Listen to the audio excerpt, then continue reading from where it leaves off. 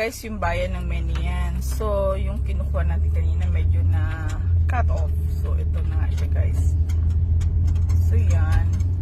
So, you can see, andito sa side ko dito yung Pandesal Bakery. Ayan. Pandesal Bakery there.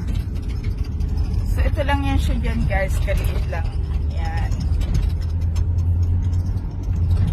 Tapos na, yung bayan. Ayun na yun.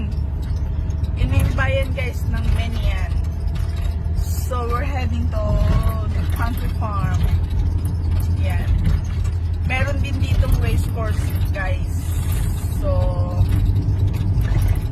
update ko kayo later. Yun na.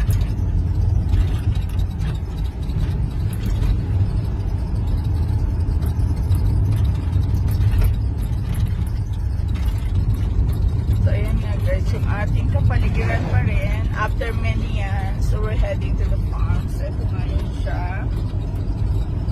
Ito nyo naman, ang mga trees. Ayan.